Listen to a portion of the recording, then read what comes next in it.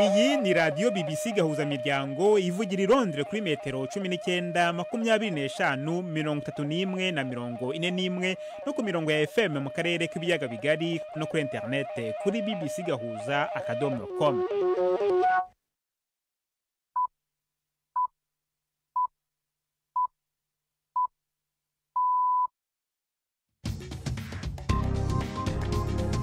Ubu ni saa 10 n'igice ku isaha mpuzamahanga ya GMT, ni saa 12 n'igice ku isaha yo mu Rwanda no mu Burundi. Muri studio muri kumwe na Jacques Niyitegeka. Izi ni ingingo z'ingenzi zigize aya makuru. Agaciro k'imigabane ku masoko y'imari muri Amerika kaguye nyuma y'amahoro ku bicuruzwa biva mu bihugu byinshi by'isi byinjira muri Amerika. Perezida Donald Trump yarayatangaje. Umuryango mpuzamahanga utabara bari mu kaga Médecins Sans Frontières MSF avuga ko ibikorwa byawo mu mujyi wa Walikare mu burasirazuba bwa Repubulika ya Demokarasi ya Kongo bibangamiwe cyane n'ubukana bw'imirwano hagati y'ingabo za leta ya Kongo FARDC n'inyeshyamba zo mu mutwe wa M23. Turanabanyuriramo muri make mu byibanze byavuye muri rusansoma cyangwa ibarura rusange ryabaye mu mwaka ushize mu Burundi, ubu byashyizwe ku mugaragaro. Umutungo wabo n'inka n'ihene nabyo byarabaruwe. Tubafitiye n'ikinamico urunana muri mwese. Ikaze muri amakuru yo kuri wa kane itariki ya 3 z'ukwezi kwa kane.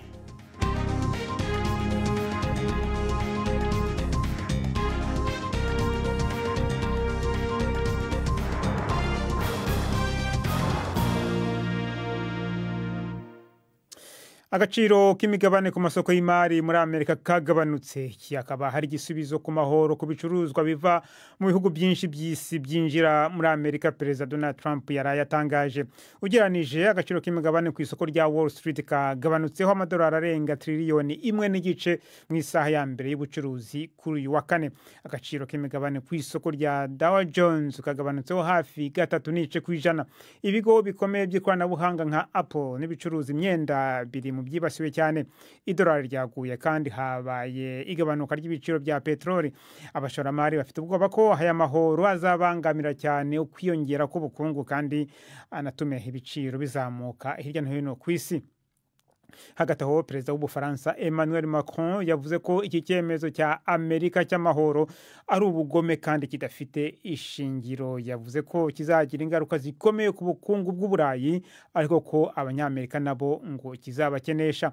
Ubufaransa buhangayikishijwe cyane n'ibiribwa n'ibinyobwa bwohereza mu mahanga, aho Amerika igura foromaje z'Ubufaransa zifite agaciro ka miliyoni hafi 400 z'amadolari buri mwaka. Ikaba kandi ari n'isoko rikomeye rya divayi n'inzoga zo mu bwoko bwa whisky by'Ubufaransa. Iyo ntero ya Perezida Macron yakiriwe n'abandi bayobozi bo mu Burayi ndetse no ku isi yose baburira Amerika ku ngaruka mbi ayo mahoro azateza. Tukomereze mu Burundi. Ushobora kwibaza uti mu Burundi hari inka zingahe, impene cyangwa inkwavu zingahe ko ari igihugu cy'uburimyi n'ubworozi? Ibyo byose birekanwa n'ibyibanze byavuye muri rusansoma yabaye umwaka uheze, ubu yashyizwe ku mugaragaro. Iyo rusansoma yari iyo kuraba uko abarundi bose bangana n'uko babayeho ufatiye ku bibatunze nk'uburimyi, ubworozi, uburobyi canke iyindi mirimo, amazu babamo n'ibiyubatse n'ibindi. Prime Ndikumagenge yaturabiye bimwe mu biharuro byavuye muri iyo rusansoma. Ni inkuru atugezaho hari mu biro bya BBC Nairobi. Muri rusangi iyo rusansuma yabaye mu kwezi k'umunani yerekanye ko abarundi bose bangana na miliyoni 12 n'ibihumbi hafi 333. Ugereranije na rusansuma yaheruka mu bihumbi 2008, mu myaka 16 yo kuva ico gihe abarundi biyongeye ko miliyoni 4 n'ibihumbi hafi 280. Bisigura ko ku mwaka hiyongera abarenga ibihumbi 267. Ushize ku kwezi barenga ibihumbi 22,500. Bisigura ko ku munsi mu gihugu cyose havuka abana barenga 740. Kuri abo barundi barenga miliyoni 12 n'ibihumbi 300, ab'igitsina gore nibo benshi, ni 52.2%. Kub'igitsina gabo bangana na 47.8%. Mu biharuro vyoroshe igitsina gore kirusha igitsina gabo abantu barenga ibihumbi 530. Muri abo banyagihugu 75% baba mu mitumba, 25% nabo mu bisagara. gusa kuri ico cegeranyo ntibigaragara nk'igisagara ca Bujumbura ca mbere kinini mu gihugu abakibamwo ngene bangana kuko intara n'amakomine ubu vyagabuwe ukundi. Mu 2008 mu gisagara ca Bujumbura haba abari munsi gato y'ibihumbi 500. Muri rusangi abarundi barenga 85% babeshejweho no kurima. Abakiri bato nibo benshi kuko mu barundi 100 abarenga 63 bari munsi y'imyaka 25. Tugiye kuri bimwe mu byo batunze, inka ziri mu Burundi bwose ntizishika n'ibihumbi 800.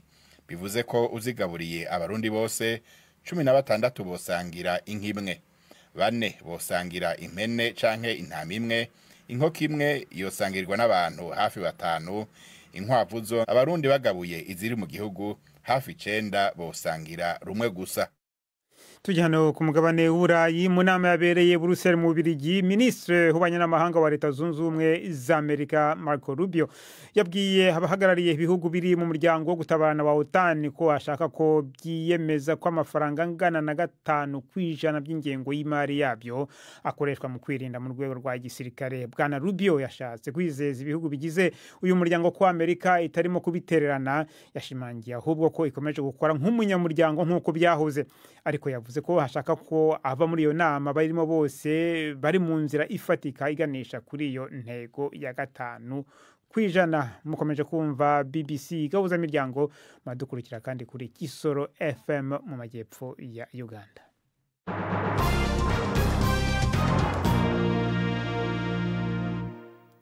Ubuyobozi bw'abanyapalestina aho ni mu burasirazuba bwa hagati bwasabye Hongiriya guta muri yombi Minisitiri w'Intebe wa Israel Benjamin Netanyahu uri mu ruzinduko aho muri Hongiriya, akaba ashakishwa n'urukiko mpuzamahanga mpanabyaha rwa ICC kubera gukekwaho ibyaha by'intambara byakorewe muri Gaza.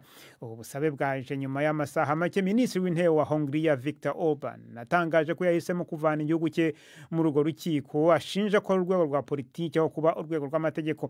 Bwana Netanyahu yashimye iki cyemezo cyane cya Hongiriya, yahakanye kandi ibirego ICC mushinja by'ubwicanyi, gutoteza no gukoresha inzara nk'intwaro y'intambara. Dusubire mu karere k'ibyaga bigari aho umuryango mpuzamahanga utabara bari mu kaga Médecins Sans Frontières cyangwa se MSF uvuga ko ibintu bimeze nabi mu mujyi wa Walikale mu burasirazuba bwa Repubulika ya Demokarasi ya Kongo kubera ubukana bw'imirwano hagati y'ingabo za leta ya Kongo FARDC n'inyeshyamba zo mu mutwe wa M23. MSF ivuga ko iyo mirwano yatumye 80% y'abaturage bo muri uwo mujyi bahunga guhera hagati mu kwezi gushize, abarenga 700 bakaba barahungiye mu bitaro byayo bihari. Itangazo rya MSF rivuga ko amatsinda y'abakozi bayo Iwalikale yagoswe n'imirwano, ubu akaba ahanganye n'ibibazo bikomeye by'ibura ry'ibikoresho n'imfashanyo. MSF ihamagarira impande zihanganye kurinda abaturage b'abasivile, ibigo by'ubuzima ndetse n'abakozi bo mu buvuzi no kureka imfashanyo ikagera kubo igenewe nta nkomyi. Navuganye ku mugoroba w'ejo n'umuhuzabikorwa wa MSF Walikale Imene Ben Otman. En fait, nous sommes au niveau de Walikale centre. Turi muri Walikale rwagati aho MSF ifite icyicaro. Ikipe yacu yaheze ku cyicaro cya MSF ntishobora kuhava. Icyo dushobora gusa ni kuva ku cyicaro cya MSF kugera ku bitaro no kugaruka. Ubushobozi bwacu bufite aho bugarukira. Hari ikipe twavuga ko yaheze ku cyicaro cya MSF, hakaba n'indi kipe yaheze mu bitaro. Ayo ni amakipe y'abaganga b'abakorerabushake ba MSF bananiwe kuva mu bitaro kugira ngo bashobore gukomeza ibikorwa byabo byo gufasha abarwayi. Pour qu'ils puissent continuer leurs activités de support et de soins des malades. Murasanga ibikoresho n'imfashanyo musigaranye bishobora kumara igihe kingana gute niba nta bindi mubonye? Oui, en fait, ça fait depuis mi-janvier, on n'a pas... Urebye kuva mu kwezi kwa mbere hagati ntitwashoboye kubona imiti n'ibindi bikoresho. Urumva ko hashize amezi nk'abiri n'igice tugerageza gucunga bike dusigaranye mu bubiko bw'ibitaro. Ku itariki ya 17 z'ukwezi kwa mbere nibwo Iwalikale haje indege zitwaye ibintu bya MSF. Ubu tugeze mu kwezi kwa 4. Nta kindi kintu na busa kitugeraho haba mu nzira y'ikirere cyangwa se iz'umuhanda. Kandi ikindi navuga ni uko MSF idakorera gusa mu bitaro bikuru bya Walikale, ifite n'ibikorwa hanze y'ibitaro aho dufasha ibigo by'ubuzima 10 mu nkengero za Walikale. Uyu munsi kubera ko nta bushobozi bwo kuba hari ibintu byatugeraho, ikibazo kirushijeho gukomera. Ça rend la situation de plus en plus compliquée. Ninde ugenzura umujyi wa Walikale ubu ngubu? MSF, on a le principe. MSF ifise ihame ryo kutagira hibogamira no gukorera mu bwigenge. Turi Walikale kugira dufashe abaturage tutitaye ku ruhande babarizwamo, duhari ngo dufashe. La partie, on est là pour la population. Mbese imirwano irakomeje muri uyu mujyi no mu nkengero zawo? Oui, actuellement, je vous parle de la CFO. Ubu tuvugana ndi mu cyumba nihishemo kuva mu gitondo. Nimba mvuze icyumba cy'umutekano, wumve ko ari amasasa anyuranamo hafi y'icicaro cyacu mu mujyi rwagati. Nta mutekano uhari ku buryo twajya hanze. Hari uruhererekane rw'amasasu, ibisasu by'intwaro ziremereye dukomeje kumva mu mujyi wa Walikale. Uko nabivuze, haracyari imirwano, amasasu aracanyuranamo rimwe na rimwe, hakoreshejwe ibisasu biremereye, hari ibisasu biraswa na za drones ndetse na bya bombe. Même avec des armes lourdes, avec des drones, avec des bombes. Abaturage bahunze se ubu bari hehe? La population qui a fui, c'est un peu 80% de la population. Abaturage bahunze nka 80% by'abaturage bose twagabanya mu byiciro bibiri. Hari benshi bahungira mu yindi miji no mu zindi nsisiro berekeza hanze ya Walikale, aho bajya gushaka amazu babamo ndetse n'abashaka imiryango ibakira ngo babone umutekano. Hari n'abandi nka 10 cyangwa 19% bahungiye mu mashyamba mu nkengero za Walikale. Icyo nicyo giteye impungenge nyirizina. Aux alentours de Walikale, et c'est ça la vraie inquiétude. Dusubire gato kuri ya nkuru y'amahoro ya Amerika mu bihugu bya Afrika byibasiwe cyane n'amahoro ya Amerika yarayitangaje ku bicuruzwa biva mu mahanga harimo na Lesotho na Madagascar. Iki gihugu gito cya Lesotho cyo mu majyepfo ya Afrika kizishyura 50% ku bicuruzwa cyohereza muri Amerika birimo diama n'imyenda. Madagascar yo izishyura amahoro angana na 47%. Guverinoma ya Afrika y'Epfo ivuga ko ihangayikishijwe n'amahoro mashya yashyiriweho ya 30% ku bicuruzwa yohereza muri Amerika. Ni inkuru ya Mayen Jones umugezwaho na Jean Claude Mwambutsa. Ibiro by'umukuru wa Afrika y'Epfo byavuze ko bihangayikishijwe n'amahoro mashya yashyizwe ku bicuruzwa iki gihugu cyohereza muri Leta Zunze Ubumwe za Amerika. Pretoria ivuga ko igikomeye ku mubano w'ubucuruzi bwungura impande zombi hagati yayo na Amerika, ariko ikongeraho ko urugero rushya rw'amahoro rufashwe n'uruhande rumwe kandi rusa n'ibihano ari inzitizi ku bucuruzi ndetse n'iterambere impande zombi zisangiye. Abategetsi bavuga ko bateganya ibiganiro ku masezerano mashya y'ubucuruzi na Leta Zunze Ubumwe za Amerika kugira ngo habeho icyizere kirambye mu bucuruzi. Ibi bije mu gihe umubano w'ibihugu byombi wazambye ndetse bikageraho Amerika yirukana uhagararira Afrika y'Epfo mu kwezi gushize. Lesotho, igihugu kidakora ku nyanja kizengurutswe na Afrika y'Epfo, nacyo cyahuye n'izamurwa ry'imisoro ku rugero rwa 50%. Ibihugu byombi byagombaga kuba bigerwaho n'icyemezo gisonera umusoro ibyoherezwa muri Amerika hashingiwe ku mahirwe ari mu mugambi wa AGOA ugamije iterambere ry'ibihugu bya Afrika. Ntibirasobanuka ukuntu iri tegeko ryashyizweho mu mwaka wa 2000 ngo rifashe ibihugu bisaga 30 bya Afrika kohereza ibicuruzwa mu mahanga ryaba rizagirwaho ingaruka n'inkundura y'impinduka mu misoro muri Amerika. Ibindi bihugu bya Afrika byagezweho n'irizamurwa ry'imisoro birimo Madagascar yazamuriwe kugera kuri 47%.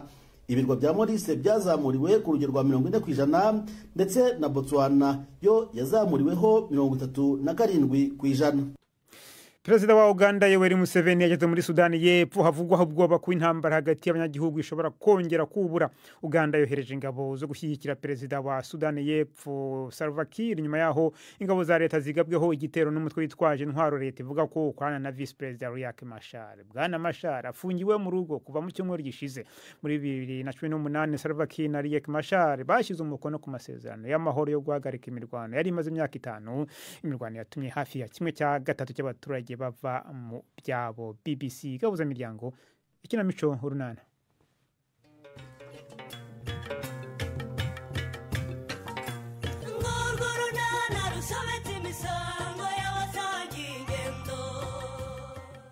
kwa Stefano baramukiye mu ntonganya.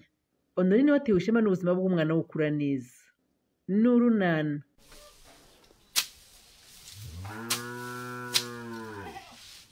Mama yanjye we nikose ubu mubona mudakwiye kugabanya inda koko mwankama ngewe Nyiramariza ufite ubumuga niko Nyiramariza habaye iki se kandi Stefa biriya ni ibiki mbonye ubonye iki kuzinduka uteretse ndemeza igisahani cyuzuye ibiryo bingana kuriya bishatse gusobanura iki ibyo se kandi nabyo bibaye ikibazo ra kariya ni agahimano Nyiramari cyakora nta munoza kugeza ubu sinumva icyo ngomba gukora rwose uraza wasanga umwana wawe afite ibiryo bike ku isahane uti murashaka kumwicisha inzara twamuha ibiryo byinshi uti murashaka kumwicisha ibiryo ubu se tuzagira gute none se nawe koko kuri umubyeyi tuvuga ko utazi kugaburira abana koko ibiryo bashobora Stefa ko wazanye kagabo muri uru rugo Domina amaze gupfa wigeze ubona Nyiramariza amutandukanya n'abana nabyaye kugeza ubu nanjye nayo cyakugize inyamaswa kandi wari umuntu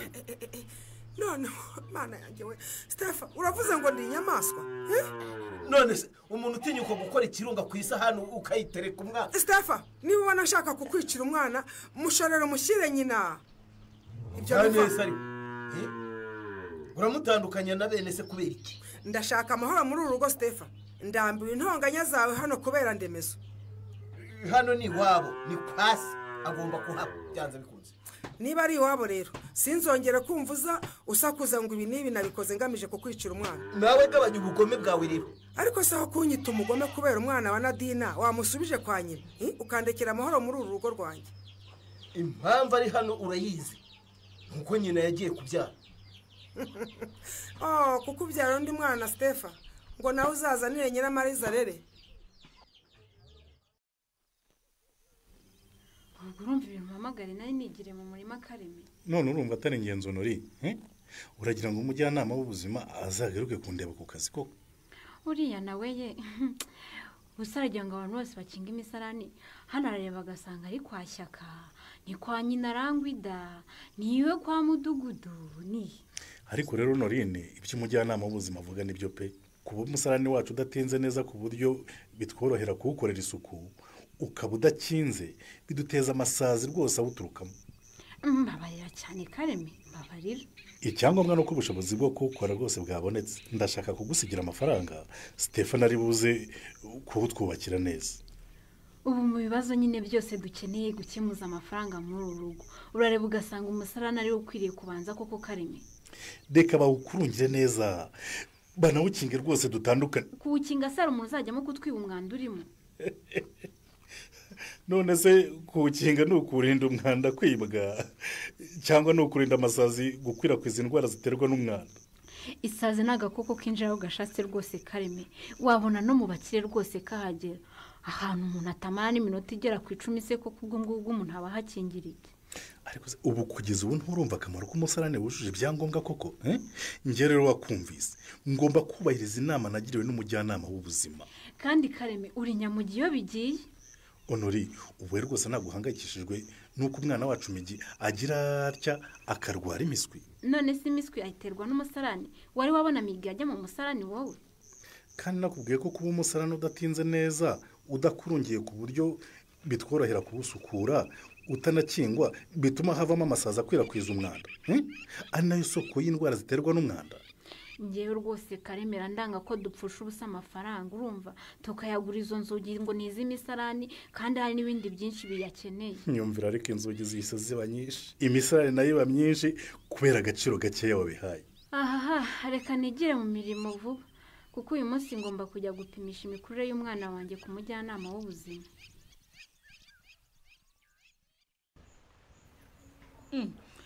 aha nahise Felicia ko wagira ngo ntiwaraye mu rugo yewe ndeka shangu bisamaguru y'ubusa nyirane pore pe narinzindutse ngo niyogosheshe nze gukomeza gahunda zanjye nkeye none Patrick arabuze wowe se uzindukiye nyirane sha muri iki cyumweru dufite amasengesho y'urubyiruko ahubwo ndagutumiye we wabuze kunumira ngo tuyatangirane sinaza muyageze hagati waza da ahubwo rero ngize amahirwe we ngize amahirwe turahura pe ubu nawe nari kuza iwanyu nkakubura wakubwira ko nanjye rigeze gushaka kuguhamagara ngo nkubaze niba warashoboye guhura na Agnes ariko bikandengaho kubera imirimo myinshi nazindukiyemo kuko ntakirirwa mu rugo. Yarambwiye ngo twirwarize Nyirane. Kubera iki se we? Agnes nameze neza Nyirane, nubwo agerageza kwiyamurara ariko wapi kabisa. Erega sha ibyamubayeho birababaje. Ahubwo Agnes ni intwari pe. Felicien singiye kukubeshya. Umenya ari njye mba narimutse Nyarurembo. Arihanganye rero. Ntacyo Felicien. Ibyo ari byo byose igihe tumaze dukorana nawe ibikorwa by'urubyiruko hari icyo tuzi. Icyangombwa ni ubushake. Ubwo no gushaka akanya tukegeranya ibitekerezo. Kumva yigire kwirirwa ku rusengero subwo turahura ryari Nyirane. Ntabwo ngiye kuba ariko Felicien. Kandi rero ibikorwa byo gufasha urubyiruko rwo muri Karabu ni umurimo w'Imana mu yindi. Cyane rwose. Erega hari abana bisama bari hafi gusandara. Ubwo niba hari urundi rubyiruko rwadufasha no kurushaka. Ubwo niduhura nibwo mbabwira inama Agnes yangiriye kubirebana n'icyumweru cyo kwibuka jenoside yakorewe abatutsi mu 1994. Ngiye wabumbwiye ariko da. Nukorana n'ubuyobozi bakadufasha kumenya ibikorwa tuzakora. Niba hari ibiganiro bigomba guhabwa urubyiruko bakaduha umuntu wo kubibaha.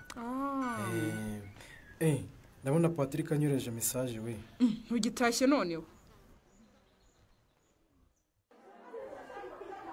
Aro, uko nakumva neza ariko wavuze neza ukareka ibintu byo kwirya. Ariko ko ngiye nkumva neza Nuri. Ubwo ngewe nyogokuru wawe ningiye ubwira ngo ndiryama. Nyogokuru yambi. Niko Nuri, ntasoni ko ubu uzajya urindira ko ntira telefone ngo nguhamagare. Yewe mbabarira nyogoku. Icyo nguhamagariye wakimenya ariko. Aha ndakizi. None se ko nategereje igisubizo ngaheba. Ariko nanjye ntacyo umugabo wanjye aransubiza nyogoku. Kandi wa mukobwa we sinzi ukuntu umeze. Ubwo utimaje mu nzu kwa Karemera wishingikirije iki koko. Aha, none se ko nabimubwiye ntagire icyo ansubiza. None se azaza kugusaba ari uko imvi zabaye uruyenzi. Simbizi pe. Ubwo se kubona mbyina mvamo bazaza kugusaba ntakiriho koko. Nyogoku, rwose nanjye ndifuza gusabwa nk'abandi bakobwa. Ariko nyine Karemera ndabimubwira agahita ahindura ikiganiro cyangwa akambwira ngo hari ibindi bintu byihutirwa. Ewe, ubwo se ikikurusha agaciro mu rugo rwe ni? Ubundi ntacyo. Nuko rero bishyiremo imbaraga kuko numworohera imvi zizarinda ziburuyenzi bimeze bityo. Oya nyogokuru we, ntibikabe rwose njye ntabwo nabyemera. Nutihesha agaciro ntawe uzakaguhaye. Ndabikubwiye ndi mukandike. Ndagerageza nyogoku. Nta kugerageza. Honori, gira icyo ukora uwo mugabo wawe abone ko nta kindi cyihutirwa kiruta kuza kugusaba rwose. Uranyumva neza? Ndakumva nyogoku. Nzongere kuguhamagara umbwira ingamba wamufatiye zituma ahindura icyemezo cye. Ariko se ubwo ingamba ni ngombwa? Ni ngombwa cyane. Ese ubwo uzi ko urufunguzo rwo gufasha Karemera kumva ikibazo ufite ari wowe urufite mu bwoko? Uzi umwanya maze ngutegereje Felicien. Byose byatewe nawe Patrick. Wavuze ko byatewe n'umukobwa mwiza mwamaze umwanya muhagaranye Felicien. Nyiraneza se? Umva ngo arambaza mbese. Nyiraneza nyine ahubwo ibyawe nawe bimeze bitewe. Sinumva neza icyo ushatse kumbaza Patrick. Ariko ntukugire inyoni nyinshi Felicien. Ubwo kuri umwana ku buryo utazi ko uyu musore n'inkumi biyumvanamo hari kivamo. Nukuri ibyo uvuga simbyumva pe. Okay, noneho reka mbikubaze neruye. Wowe na Nyiraneza murakundana, murabiteganya, murabeshyanya, nyine ibintu nk'ibyo. Guseka se. Yewe gayewe, ubwo igihe wahereye unyura hirya no hino nicyo bashaka kumbaza Patrick. Nicyo pe. Kuko iyo muri kumwe mbona Nyiraneza yisanzuye, mukaganira kwisanzuyeho. Umva ye. Ibyo utekereje bitandukanye n'ibyo nge na Nyiraneza tugamije Patrick. Ikiduza ni club munsi y'umunyinya no kurebera hamwe icyo yamarira urubyiruko. Imboga zibona abana koko. Gute se? Kuko wirangaraho Felicien. Nkubwije ukuri, uwampa amahirwe nkayo ufite uramukobwa ntiyancika. Ariko Patrick rwose. Nukuri kw'Imana ndarahiye. Nukuri kw'Imana nagerageje kumwiyegereza mbona ni nko guhinga ku rutare. Ariko warakwizera sha ukarangara koko. Yarakumenye nyine. Iyo yibeshye uri kumuteza ibibazo nk'ibyo wateje Nadine. Ubu sinaye Nyarurembo ninde uyoboye ko wateye inda Nadine ukamuhambiriza ariva. Ubwo si bya Nadine bizanyute koko. Wowe se kuki udashaka ko bivugwa kandi byarabaye Patrick? Oya Felicien, ugeranya Nadine na Nyiraneza. Ariko bombi n'abakobwa. ibyo yakoreye Nadine na Nyiraneza arangaye wabimukorera. None se Nadine yemeye kugutwitira umwana azi kuzamuhemukira? Erega Felicien anyise umuhemu. None se uragira ngo nkubwire ko wagize neza? Niba ari byizanye tubereke tuganire ibindi.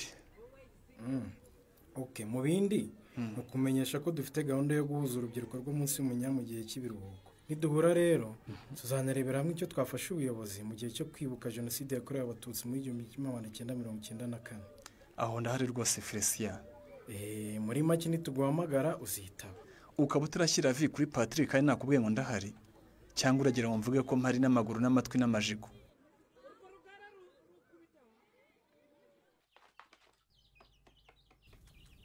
ariko rero nawe uranzengereza wa mwana wanjye we ntumaze kunywa igikoma nonaha koko migi shamuhibereye iyo nyirise nyine. aha ntiyakire yonke ndarimwimase ngo ndihende wundi. Eshwe mama reba ukuntu ahise akurana ubusambo n'ukuntu uri. Ariko mama mfite igihungu kijya we. Ubu mfite ibyishimo kuko navuye kumupimisha ku mujyanama w'ubuzima akambwira ko akura neza. Yo ni byiza n'ukuri ariko shaka nte dukora uko dushoboye kugira ngo umwana wacu abone indyo yuzuye nk'uko nyine umujyanama w'ubuzima bitubwiye. Niriya nk'uko wabonye nyine hariya hirya niyo nyirakuru yamuhaye kugira ngo ajye abone igi rya buri munsi. Ewe shagenda Honorine bigirira amahirwe. Ubona umugabo ugukunda ukwitaho mbese nyine bigatuma mwita no ku mwana wanyu. Icecekere shaka nte akari mu nda y'ingoma akamenywa n'uwayiramvuye. Yampaye nka data rero ingoma zigira inda. Nyine nashaka kukubwira ko ibyo uvuze ngo nashatse neza umugabo wanjye arankunda rwose n'ibindi ariko nuko utazi ikibazo mfite kante. Ikibazo? Ibi bibazo ufite wenda ni kimwe ariko kirankomereye shaka ntengo kirankomereye cyane mwana we kuneye ubwoba bimeze bitonore. Nko mu gitondo nyogokuru yampamagaye anyishyuza igihe Karemera azazira kunsabira iwacu shaka nte. Ubwo sibyo nibyo bibazo uvuga ufite koko? Urumva se atari ikibazo kubana n'umugabo utazi aho mvuka kante kwitwa umugore we ntarasabwe ngo nkobwe nk'abandi bakobwa. Yego birakenewe ariko icyangombwa nuko umugabo wagukunze kandi nta kibazo mufitanye Honori. Wa mugani wa nyogokuru subwo nizeye iki we? Wizeye iki se gute? Nyine Karemera katansabye iwacu akaba atarankuye yewe ntitwanasezeranye nabwirwa n'iki kadashobora kunsohora muri urugo rwe nyine akajya kwisabira undi mukobwa. Baba we mbese nuko utekereza Honori? None se nabwirwa n'iki mpamvu mubwira uby'ubukwe akahita iceceka? Yewe mwana we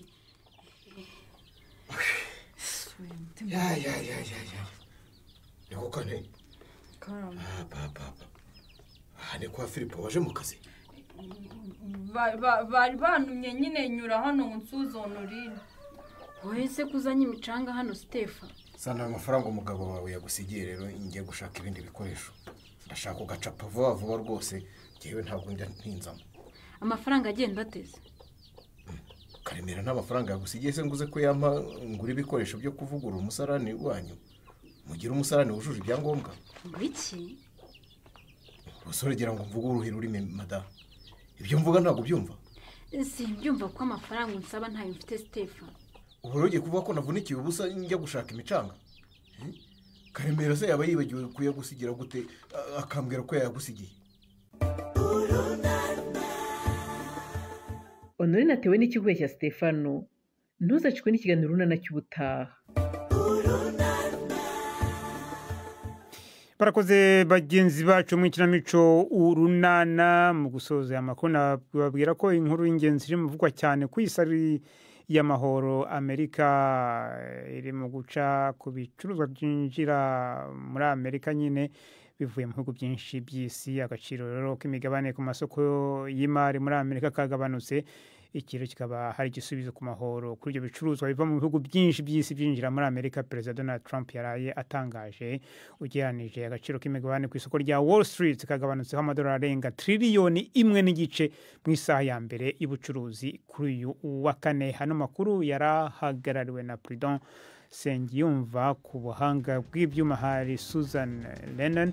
Andi makuru muba mutumvise hano kuri radiyo muyasanga ku rubuga rwacu rwa internet bbc.gahuza.com. Mwakoze cyane witamo BBC Gahuza Miryango.